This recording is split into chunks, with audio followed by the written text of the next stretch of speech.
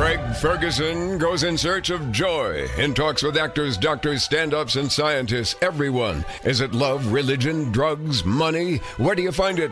Craig Ferguson, In Search of Joy, the celebrations, the dances, science, poetry, laughter, and music of joy.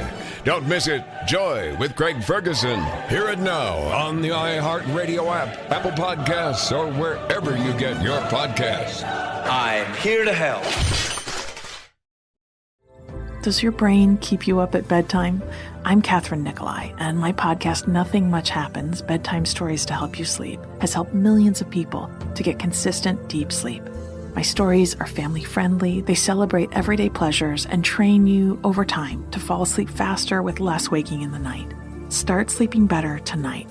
Listen to Nothing Much Happens, Bedtime Stories to Help You Sleep with Katherine Nicolai on the iHeartRadio app, Apple Podcasts, or wherever you get your podcasts.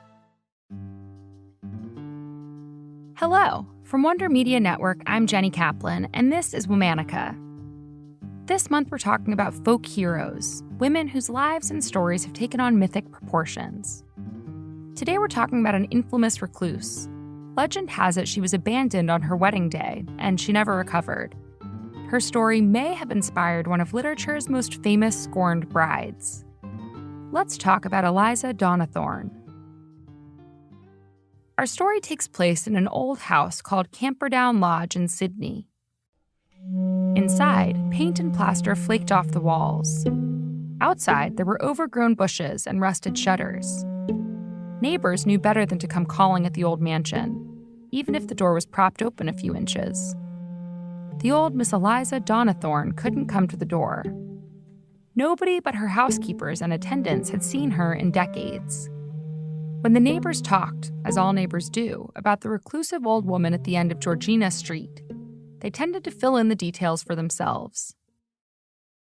What we do know is Eliza Emily Donnithorne was the youngest daughter of a seafaring merchant.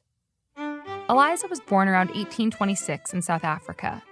Her early life was spent traveling the world with her family before they finally settled in Australia. The Donnithornes moved into Camperdown Lodge, and by all accounts, it was a happy place. The house echoed with laughter, and Eliza's father was known all around Sydney for his hospitality. Eliza grew into a young woman. Her brothers joined the army and moved away. Her mother died young. Eventually, it was just Eliza and her father in the big, beautiful house, until he too died in 1852. Here's where the speculation begins. In some tales, Eliza was engaged to be married in 1856 when she was 30 years old. In others, it was a few years earlier when her father was still alive. Either way, the day of the wedding came and everything was set. The house was abuzz with preparations. The wedding breakfast was set on a grand table with tarts and jams as far as the eye could see. Eliza was ready in her gown, waiting for her groom to show. She waited and waited. Guests grew hungry, but Eliza didn't let them touch the breakfast table. Maybe he had an accident, got lost, was running late, but he would come. Eliza insisted he would. Eventually, the guests grew tired of waiting, and one by one they left. But Eliza wouldn't grow tired. She would wait, and wait, and wait. After that, Eliza became a recluse. The wedding breakfast went untouched. It molded and decayed and turned to dust. The giant house, where time stopped for Eliza, crumbled all around her. Eliza waited for 30 more years, still wearing her wedding gown until the day she died in 1886.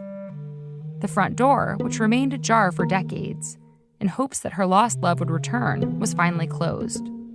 At least, that's what the neighbors would say. The truth is that no one really knows why old Miss Donnithorne hid from the world. She was an older woman, never married, and she was left in charge of her father's estate after his passing. It's true that Eliza was reclusive and that her neighbors didn't see much of her. We also have records that show her benevolence. She left most of her estate to her housekeeper, Sarah Ann Bailey.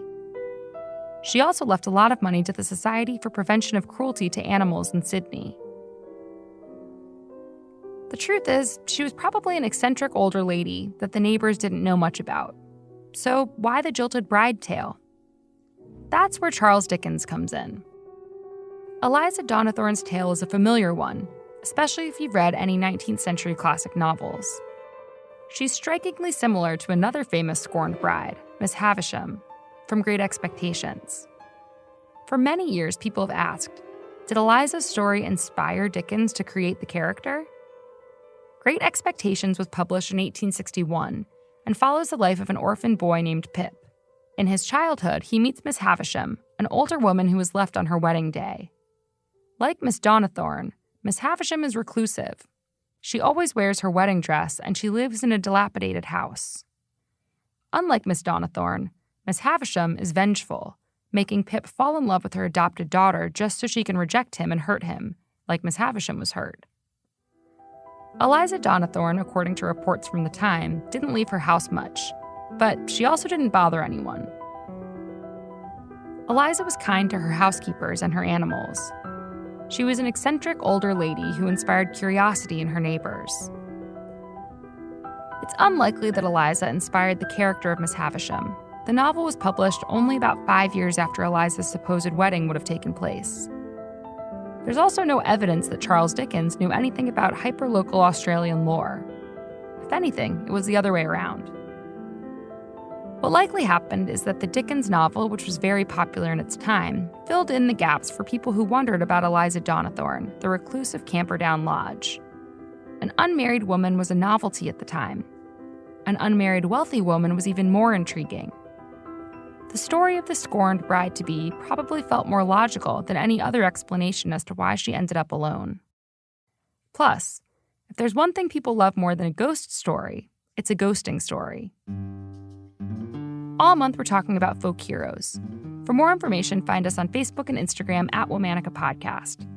Special thanks to Liz Kaplan, my favorite sister and co-creator. Talk to you tomorrow.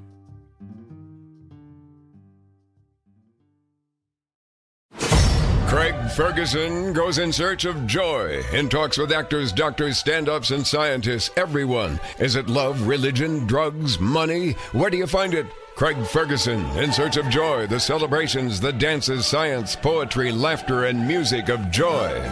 Don't miss it. Joy with Craig Ferguson. Hear it now on the iHeartRadio app, Apple Podcasts, or wherever you get your podcasts.